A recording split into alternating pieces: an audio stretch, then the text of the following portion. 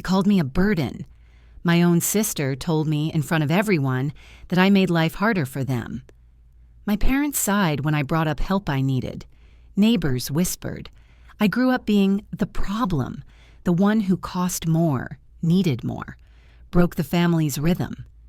But life has a way of turning on its head.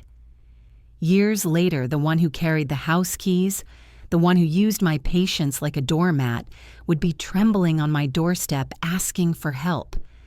The same people who sneered at my choices, who said I'd never amount to anything, would end up depending on me, on my wages, my quiet competence, my refusal to walk away. This isn't about revenge. It's about how being labeled a burden taught me to become indispensable. It's about how I built something stable out of broken promises, and how, in the end, the family who discarded me had to learn to survive with me, or not at all. My name is Maya. This is the story of how being the family burden became the thing that saved all of us. People talk about family like it's one word that means the same thing to everyone: loyalty, unconditional love, safety. For me, family meant expectations and ledgers. My parents had numbers for everything: grades, chores, savings. My brother had athletic scores. My sister had social scores. And I had a running tally called cost. From the time I was little, they'd whisper things I could never ignore. "It's hard with Maya," my mother would say into the phone. "She needs extra appointments, more attention." "I wish she were easier. It's not your fault, sweetie," my father would tell me, but his eyes would say a different thing. They'd look tired, as if my needs were a weight he'd carried too long. At school, I learned to hide the sting. Teachers wrote notes saying Maya was doing well, caught up. But at home, those notes became excuses for my parents to remind me how lucky I was to have them. "We sacrifice for you," they'd tell me, as if giving me care was the same as giving me pride. It started out small, a different allowance, a different set of expectations. While my brother was given the freedom to stay out later, I was escorted to doctor's appointments. While my sister's birthday parties were elaborate, mine were practical. "We'll save money this year. Maya has therapy." I learned to say, "That's fine." I learned to smile when plates were passed to others. When I hit adolescence, the whispers got louder. My sister Priya would stand with friends and murmur, loud enough for me to hear, "Maya's always high maintenance." My father would roll his eyes during a family meeting and mutter, "We didn't sign up for extra burdens." My mother would say, "If only she could be more independent." Those words lodged in me. Burden became a mirror I was forced to wear, but the word did not break me. It taught me things they didn't intend to teach: how to manage appointments, how to compromise without losing myself, how to make tiny plans stack into something big. It taught me how to be organized, patient, resourceful. I took jobs that expected reliability. I learned to be punctual because the world likes people who show up. I learned to manage finances because I didn't want anyone else to decide what I deserved. Quiet lessons, little wins. The first time I pushed back was the day I turned 21. My parents had been talking about cutting down on my therapy sessions to save money.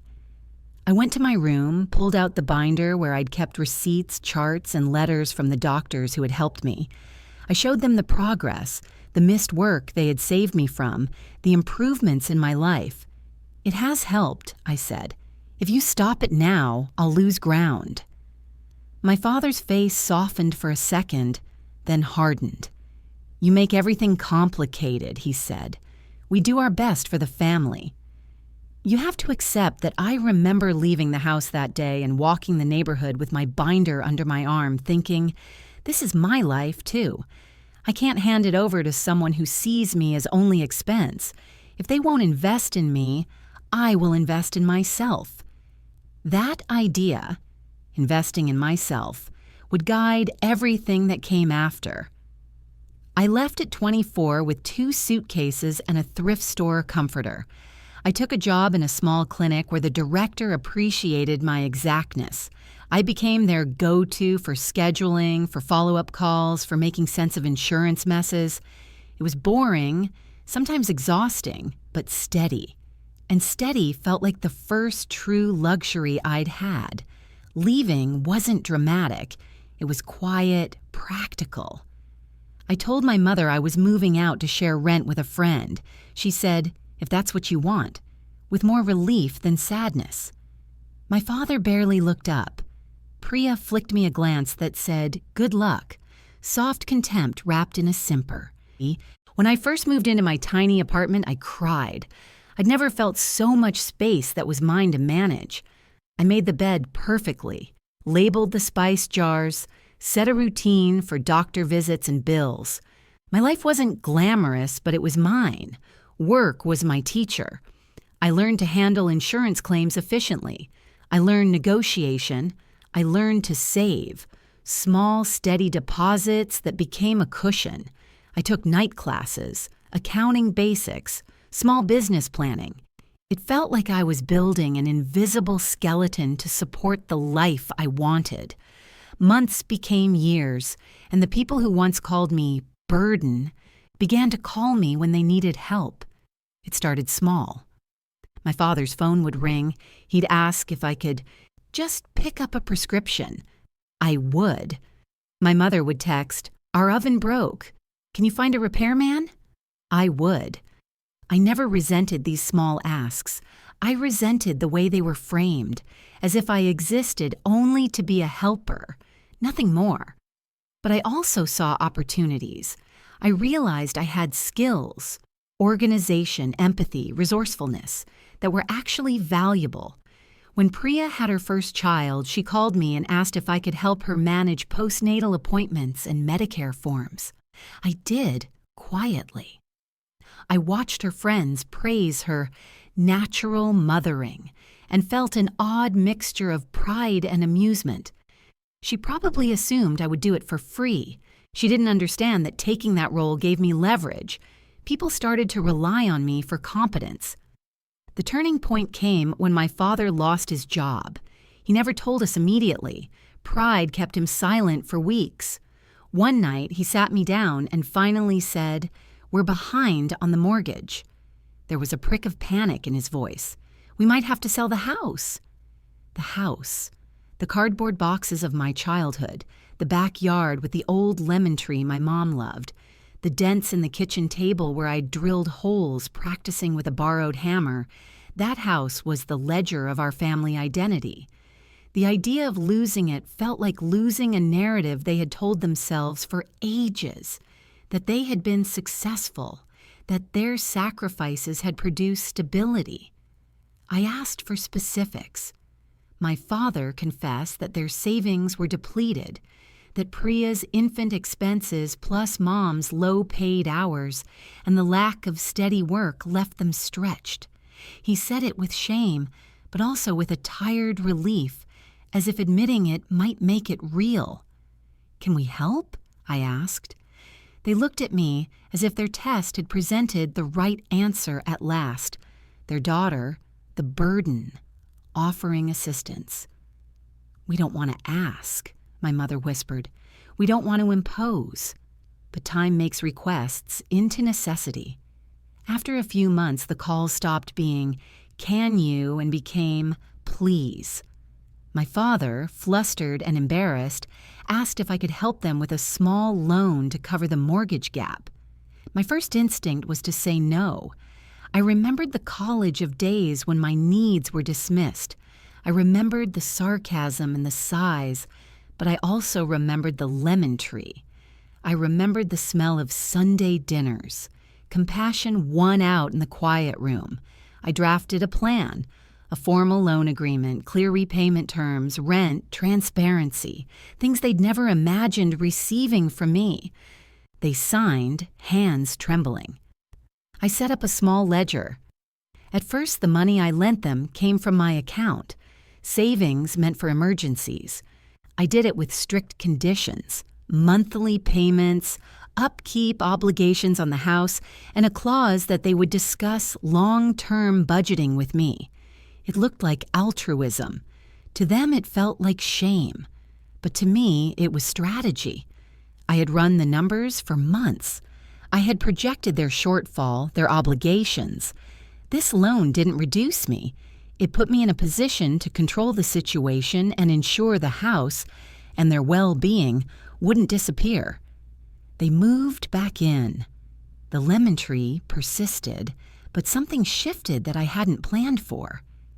Being the person who kept the house afloat placed me in a position of quiet authority. Each bill paid had my name on it in their ledger mentally. Maya covers it. Maya will take care. It's a small power, but it was power. I never shouted. I never used the ledger to shame them. Instead, I insisted on transparency. Every month, I showed them the mortgage and the expenses. We set budgets together. They grumbled, but they complied. The mechanism I'd designed, measurement, tracking, routine, worked. And in doing so, it started to change the family dynamic in ways I hadn't anticipated. Dependence has a slow burn. At first, it felt like I'd arranged an adult rescue. Then it felt like I'd taken responsibility. Then one cold winter, it became something else entirely, a reversal. My father could not find steady work. The panic returned some months later, bigger this time. Priya's relationship with the baby's father deteriorated. He left. My father's health slipped with stress. The bills racked up. The lenders started making calls. One night, my mother burst into my apartment, envelope in hand, cheeks flushed. "Maya," she said in a voice that had surrendered, "we missed a payment." They sent a notice. "Please, can you help cover it so they don't come and put a notice on the door? We'll pay you back." Over the next few months, the frequency of these requests increased. My small loan was not enough. There was a chronic shortfall. They called me about the water heater, the roof, a medical bill my father neglected. Each time the ask increased, the repayment slowed. They mismanaged funds. They spent impulsively on things they needed to feel normal. And when I intervened, I was lectured, and then thanked, and then blamed. Sometimes all in the same conversation. I started sleeping poorly. I started living with the knowledge that the safety net I'd thrown under my family was fraying because they were not changing their behavior. Old patterns returned. Moments of generosity followed by moments of entitlement. It would have been easy to take my money and walk. Many nights I considered it. But then I would remember the lemon tree, the kitchen table, the nights we celebrated small wins. I asked myself, what good is autonomy if it comes at the cost of abandoning people to ruin? Also, and candidly, I had leverage now. They needed that loan repayment, and I needed to make sure they became stable. So I became strict. It started with small, tough love choices. No more cash advances. If they wanted money, they had to sit down with me, review the household budget, and agree to a plan. I insisted on bill consolidation. I insisted on selling unused things. I made them take a course in financial literacy offered free by a nonprofit. They hated every minute of it, but they complied. There came a day when my father called me, voice trembling. "Maya, I can't. My hands shake when I try to work at the construction site. The doctor says I have to cut hours for my heart." The house was bleeding red numbers again. The bank was impatient. In an unexpected and awful instant, we were facing eviction. I could feel the old bitterness rise, but I tamped it down. Instead, I took action. I called the bank, negotiated a forbearance, presented my ledger, and offered a repayment plan enforced by legal paperwork they had never considered signing with me. They accepted finally, because the alternative was losing everything. In doing this, I'd moved from helper to manager to creditor. I drafted a clearer loan repayment schedule that transformed the family dynamic into a landlord-tenant one on paper. When we signed the new terms, an awkward hush followed. Their pride eroded, but stability returned. And then, life, always unpredictable, gave me another blow. I received a job offer that would significantly increase my income. It was with a community health organization that valued my abilities and would double my salary. But it required a move, 2 hours away. It seemed like a dream. Move away, start fresh, escape the cycle. But it also meant leaving my family in a precarious place. If I left and they sank, that would be on me. If I stayed and took the job part-time locally, I'd be stagnating. I thought and thought. Finally, I negotiated. I would take the job, but I would set up automatic transfers for the mortgage. I would put part of my increased salary into a joint savings account for urgent repairs. And I would make one more demand. We would formalize tenancy.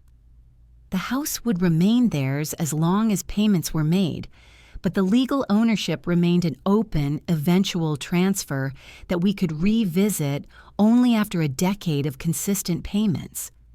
That was my way of keeping them motivated while protecting my own future. They accepted, because in their panic they didn't have leverage. I was the one offering rescue, and they were the ones taking it. This part of the story was the most complicated, walking the line between compassion and self-preservation. Sometimes I felt like a bank manager who also cooked dinner. Sometimes I felt like their daughter. I was both. When I finally moved, I drove away with a trunk full of carefully labeled boxes and a head full of expectations. I felt at once liberated and tethered.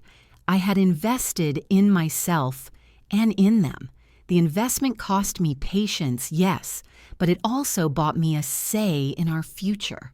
It gave me the ability to say no when it truly mattered.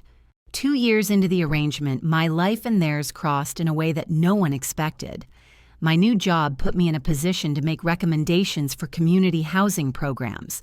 My nonprofit partner offered the clinic a grant for a community liaison program, someone who could coordinate care for families at risk of eviction. My supervisor suggested my name. I saw an opportunity. I could secure the clinic as a partner with a local affordable housing initiative that would provide counseling, matching funds for repairs, and financial coaching. I could get my parents prioritized for assistance programs without it being charity. If we framed it as community rescue because of income instability, I knew the game. Organizations prioritize those with stable follow-through. My record, my documentation, the ledger I'd created, these were all assets in applying. We applied. We met with program officers. I walked them through our household budget with the same professional calm I used at work. I laid out timelines and commitments. The program liked the transparency and accepted us into a pilot program. It would provide repair funds and coaching for a limited time. On paper, it was the perfect fix, but it came with a condition: active participation. Someone had to complete the program and live by its guidelines. That meant my parents had to show up at workshops, participate in financial counseling, and follow maintenance plans for the house. No quick fixes, real work. They balked. Pride flared. But the alternative was losing the house, so they showed up. The first workshop was awkward. My mother sat with crossed arms. My father kept glancing at his phone. But over time, the layers of denial peeled. The classes forced them to account for daily expenses. They started a small vegetable patch in the backyard to save on groceries. They started to accept small part-time gigs. My mother took a morning shift at the library. My father did tutoring sessions at the local trade school, teaching young men practical skills he'd kept all his life. People began to see them as different. The neighbors, once judgmental, now nodded in the grocery aisle. Priya, who had moved out to reset, came around occasionally to help. The household stabilized. All the while, my role changed. I was no longer the invisible burden. I was the connector. I arranged the schedules, picked contractors, negotiated prices. I wrote grant follow-ups. I taught my mother to balance a spreadsheet. I taught my father how to manage small contracts. This was not revenge. This was a metamorphosis. The family that called me a liability had to rely on my competence to survive. And then, the unexpected happened. The local housing pilot program offered ownership counseling. If a family met the metrics, sustained payments, maintenance, income improvement, for 3 years, they could qualify for modification that would lower their mortgage payments long term. It meant stability. It meant keeping the house without constant fear. We enrolled, we worked, we argued, we cried. We failed and then tried again. But the difference was that for the first time, they were contributing in small but meaningful ways. Part 5. The reversal, when they couldn't survive without me. 3 years in, the calculus changed. It wasn't dramatic. It was incremental. A repair here matched by a budgeting workshop there. An energy-saving window installed that shaved the monthly bill. A small side hustle my father kept that covered the old car insurance. Their credit improved. And yet the final reversal came quietly, then with an awkwardness that made everything real. My company offered a promotion. It would require me to manage new clinic locations across the county. The salary was substantial. The role required oversight. It meant moving into a higher-paying lane in my career. One evening, when I called to tell them the news, my mother's voice shook. "That's wonderful, Maya." "We're so proud." Her pause felt different now. Soft pride layered over something else. Dependence. "Will you be able to keep helping with the house?" My chest tightened. After everything, this was the test. Did I step into a new financial space and pull the ladder up? Or did I use my new resources as leverage to create a fair, sustainable structure for all of us? I took a breath. "I'll still be involved," I said, "but I'm proposing a different plan. I want us to treat this like a business. We'll formalize the payments, build an emergency fund, and I'll support you with mentorship so you can continue building. But you all need to keep contributing. This has to be sustainable." My father cleared his throat. He sounded small in a way he never had before. "We wouldn't have made it without you, Maya. I'm not proud to say it, but we were drowning. You saved us." That was the moment I realized the dynamic had gone beyond money. They had to reconcile with the fact that the person they had dismissed, patient, meticulous, perhaps inconvenient, was actually the one who stabilized their life. I was the one who had kept the doors closed, the one who had kept the lights on, the person who had insisted on a ledger when they preferred to look away. It should have felt bitter. Instead, it felt complicated. I was proud, yes. But I felt the weight of a certain sadness for them, for their choices, their priorities, their inability to see me when I needed them most. Not long after, Priya returned to live closer, and with both her help and a more conscious family effort, we met the program metrics. The housing authority revised their mortgage and we stabilized terms. The house was safe. The lemon tree survived another summer. And in the middle of it all, my parents did something neither of them had done in years. They apologized, not in big speeches, but in small confessions. My father brought me coffee one morning and said quietly, "I was afraid of being seen as a failure. I thought giving Ethan the car would fix things. I was wrong." My mother cried when she said it, then looked at the counters she had wiped so many times and admitted, "I was tired and I took the easy way." We didn't heal all at once.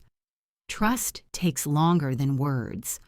But the apology felt like the hinge opening on something that could become better. And then, the final strange twist. The family that once called me a burden now found that their social safety nets included me as a pillar. Our dynamic had rebalanced. They were proud of me in a way that was tentative but real. They respected the rules I insisted on. I didn't become vengeful or ruthless. I simply insisted on fairness and transparency. Every rent-like contribution came with a matching expectation: participation in the household, accountability, and an end to magical thinking. It worked. We were not only surviving, we were building a better pattern. Looking back, the story isn't as neat as some people want to make it. There was no grand revelation where everyone embraced and we lived happily ever after. There were nights where I questioned whether I had sacrificed too much. There were days I resented seeing my savings used on someone who had once sneered at me. There were weeks I wanted to run. But here's what I can say. Being called a burden forced me to become the person who could hold things together. Emotionally, logistically, financially, it forced me to learn skills that their comfort never would have required. Budgeting, negotiation, program application, legal paperwork, running a household like a micro business. It taught me to set boundaries. And boundaries are not just fences. They are the architecture of relationships that can survive stress. Once the rules were clear, once responsibilities were measured, people responded. My father stopped hiding problems because he no longer thought shame would buy him sympathy. My mother started picking up hours because she saw the math. She felt useful again. Priya matured because she had to step up for her child. Did I do it all so that they would depend on me? Number. I did it because I wanted to live in a world where my competence was recognized. I did it so my parents could keep the home they loved without losing dignity. I did it because, in the end, family is messy. And sometimes the messy reality includes being the person everyone underestimates. Now when I walk through the kitchen, I see the lemon tree through the window and my heartbeat still skips. It's a reminder of everything. Sunday dinners, teenage slights, the quiet nights I spent balancing checkbooks while others slept. The last thing I will say is this: being indispensable is not a curse. It is a role. It can be exhausting, yes, but it can also be the most meaningful life you build because it requires deep competence, patience, and the courage to set terms. If someone calls you a burden, if a family labels you as too much, don't let that be your prison. Let it be a teaching. Let it be fuel. Build the skills that make you steady. Create the ledger that brings clarity. And if you can, open the door to help them learn too. We are not defined by slurs whispered across dinner tables. We are defined by what we do next.